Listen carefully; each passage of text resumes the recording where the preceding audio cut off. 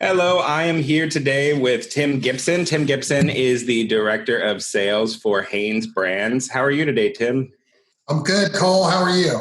I'm doing good. Can you explain to people a little bit about what you do in your daily job? Sure. Yeah, so I'm a director of sales in what Hanes Brands calls the printwear channel. So the printwear channel is this vertical that we sell into where you all live. So it's screen printers, ASI companies, decorators, brands, and so forth. So different division than our retail, so to speak. So I manage the field-based sales team for Hanes Brands, which is Hanes, Champion, Alternative Apparel, and Comfort Wash. Yeah, and you've been in the industry long before even joining Hanes, correct? Yeah, long time. Yeah. 30 plus years. Probably longer than I can imagine. But yeah, it's been great. I still love it. So tell me a little bit about how Hanes is pivoting during this. Are you already distributing masks or are masks coming? We started early on in this pandemic. Actually, the White House reached out to us directly. FEMA, the White House task force, reached out to Hanes to see if it would be something that we would be able to do for them. Early on, there was obviously an immediate need for PPE for frontline workers. So we did. We developed a design and got it approved by the FDA and started producing masks all within a week. All this happened very quickly. So we joined a consortium of other manufacturers in our industry to help with the production load, but it was all a mask that we designed quickly for the FDA and started producing for them. So we weren't making them available to the public and commercializing it. The goal obviously was to get these masks in the hands of people that needed them the most. So that's what we focused on. We've since ramped up capacity, and we've been able to fill most of the needs for the government. So we are now making a mask available for commercialization. So we now have a mask that we're distributing in this channel as of late. Just in the last week or so, we've made that available to people. What type of mask is it? Is it like a 3-ply, or what did you guys decide to create? It's a 3-ply mask. It's there's a certain fabric that we use, which is basically our X-Temp fabric. So it has a antimicrobial element to it. So that was another reason it made it attractive to FEMA. So it's antimicrobial. It's a 3-ply mask, 100% cotton, and yeah, it's a great mask. It's got a great fit, and it's been doing very well. So we are also developing now, just for screen printers, a version of the mask that you'll be able to load onto a screen pallet. So it's got openings at the ends, so it makes it easier to load. So you can also insert a filter into it. So that mask will be coming, I would say end of June, we'll be putting that out. Oh, wow. So that'll be big enough to put like on a sleeve board? Yes. Yeah. Wow, that's smart. Yeah, because printing on these things has become a bit of a nightmare, especially the ones that are shaped. You end up having to find one little spot you can make flat. I know Action Engineering created like a hold down that you can click into your rock or your M&R. But then you're spending $1,000 or whatever on these little hold downs in the middle of your shop making no money. It's interesting. I've seen a lot. Obviously, have a lot of friends that are printers, and it's been interesting to see all the different ways people have found to decorate the mask, because there's some variables, right? Some people don't want to use plastisol because they don't want to have to breathe through that, or they don't want that over the mouth. Some people don't want to use spray tack to hold them down because that's also got an odor to it. Right. Even on the DTG front, you can't really use pre-treat because pre-treat is a toxic substance already. But you can do whites, you can do light colors, and just use water-based ink, and it's perfectly safe for DTG. But to do darks, you would need to pre-treat it, and that's not something you want to breathe either. So it's we've been playing with DTG, doing a no pre-treat all white mask, and then whatever color they want, we're just printing it. But it looks not great. Yeah. It seems like the sublimated masks are currently doing pretty well, but Yeah. And transfers. I see a lot of really cool transfers being done. mm-hmm. So do you think that we now basically all have T-shirts on our face and that for the next year, this is going to be... Yeah, it's interesting. I was talking to another friend, and it's become like the new socks, or underwear or T-shirt for that matter. You have your T-shirt drawer, your underwear drawer, and sock drawer, and now you're gonna have masks in your sock drawer. So when you get ready in the morning, you're gonna grab your socks and your mask. It's gonna become a consumable, just like any other for who knows how long. Are you seeing a big drop across the Hanes brands for normal sales? T-shirts, fleece, that kind of stuff? Yeah, I mean, like everyone else, in this specifically printwear channel, we've definitely seen a decrease just because a lot of y'all are closed and limited to be able to do business. So the demand definitely dropped. I think where we've been fortunate as a company is that we have other divisions, right? So everybody still wears underwear and still wears bras and still wears socks, even during a pandemic. So fortunately for Hanes, we have a lot of other divisions that help prop up this one and help us to get through.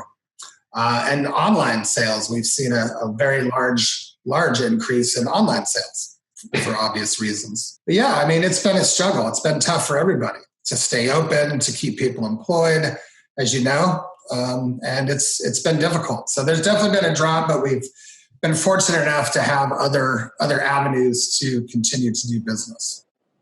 That's great. Yeah, the thing I've been seeing is that for print shops specifically, the higher the overhead and the bigger the payroll, the less likely they've been to stay open. Is that what you're seeing too?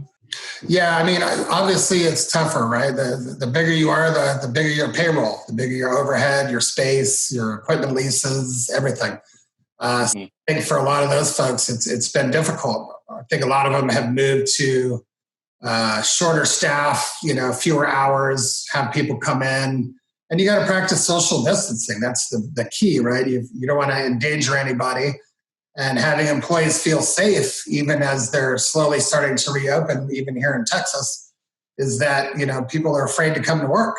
And some people, frankly, that are furloughed, are doing better in that scenario than if they were to come back to work. So instead of putting themselves in danger and coming back to work, they're choosing to not. So it's a challenge. It's a huge challenge, for some of these large print shops. But I feel like that most of them hopefully will get through this and have a plan to just kind of circumvent the current situation.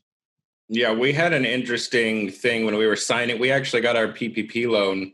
And so when we were signing it, we learned that our employees can't refuse to be rehired because then they would be taken off unemployment and not get the job with us. And reading that on that contract, I was like, oh, wow, they know that people will actually make less money by working because their unemployment might have given them $3,000 and they might have been making $10 an hour before. So it's a really bizarre situation where the unemployment pays a lot of people almost too well. Yeah. And thank God they have it, right? Thank God it was available because, losing that amount of our workforce just in every industry is just devastating. But it's a challenge in our world, in the printing industry. And is there any shops you've seen that kind of thrived under this pressure, and what were they doing that worked? Yeah, I mean, I've seen a lot of shops thriving. It's really incredible to watch, and I get excited just because I love how entrepreneurial our industry is, and people just figure it out. And without naming some of them, there's been some really wonderful things going on, I think. And I think people were just quick. They were quick to make adjustments and quick to pivot and quick to market, to market their services that they could still provide, barring, being open or closed. Some shops had to shut down. They weren't even allowed to come in. some smaller shops move equipment to home, to their garage, and print from their garage. Yeah. I've seen all kinds of amazing things. I've seen other printers helping other printers, which I love. I think the collaboration that's gone on since this started has just been fantastic. You're a shop in a certain part of the country that's got a stay-at-home order, and you've got business and you can't do it because you can't come to your shop. It's great that other shops in other parts of the country that maybe are open are doing that printing for you. So it's just really cool to see everybody help each other. Yeah, it's been pretty fun to be talking to people who are doing a lot of the fundraising campaigns. How have you, as somebody who travels probably more than anyone I know, how are you dealing with not traveling and just trying to call up customers? Is it changing the relationship? Is it working? Yeah, it's interesting. I was thinking about it the other day. I was like, wow, this is the longest I've been home, like in my own house and there, in 8 years. Wow. 8 years, which is pretty crazy. But honestly, it's been nice, really. It gives you a chance to kind of pull back and just evaluate how you're doing things, how you're interacting with your team, how you're positioning your brand with customers remotely. This is such a face-to-face kind of industry and relationship-driven, and frankly, I miss everybody. I want to give you guys all a hug when I see you.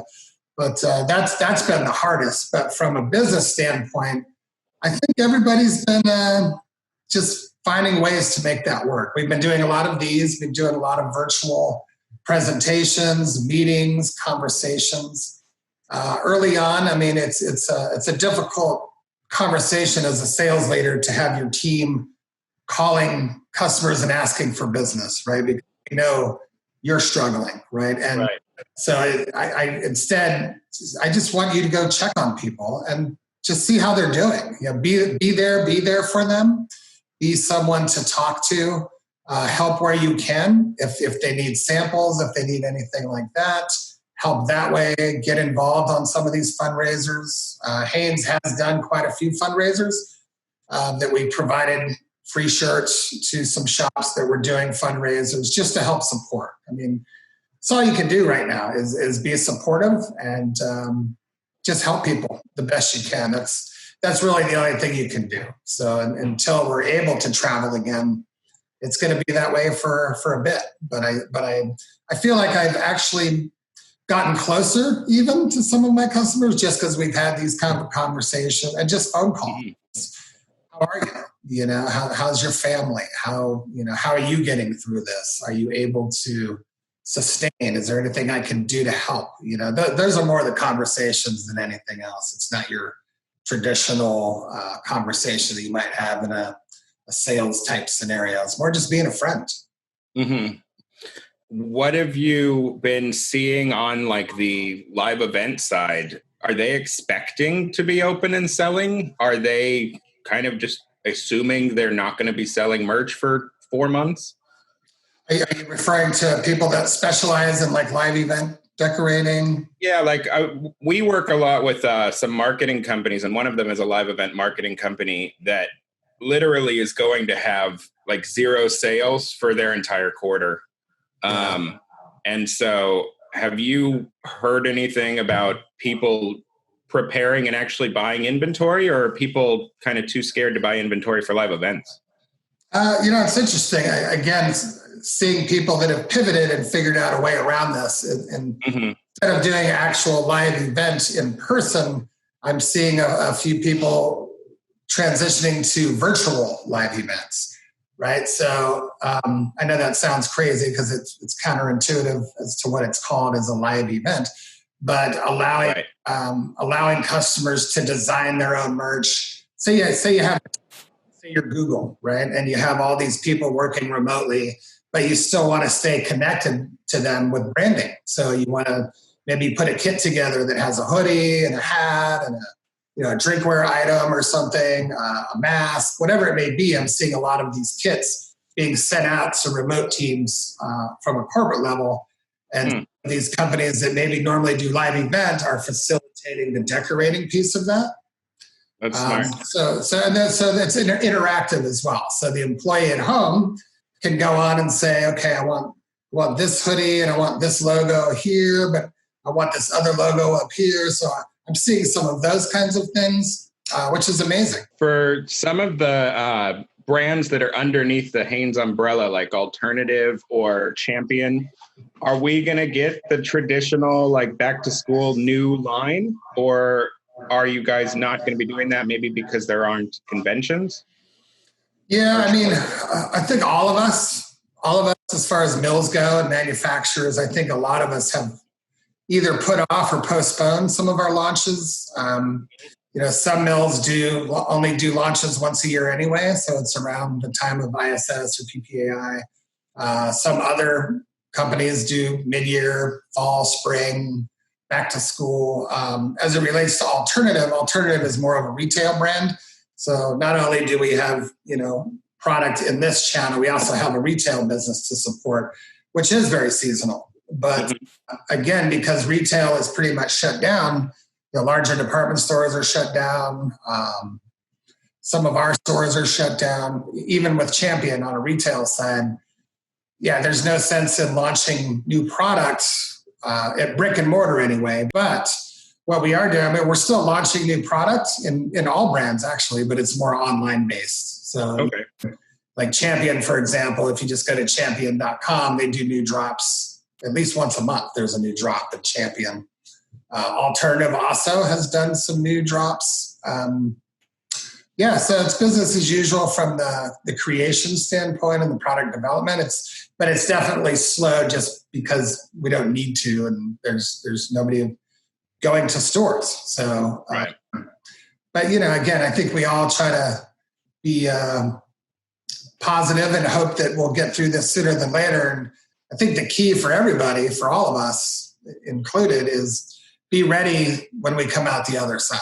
I think the people that have been active during this and realizing that you don't want to just sit around and wait, because once the switch does come back on, you want to be prepared to handle that business. And I think that's the secret. Yeah, that's great. Well, thank you so much for your time and talking with me. Yeah, you too, Cole. Always good to see you. Yeah, you too. Well, have a good day. All right. Take care. Bye.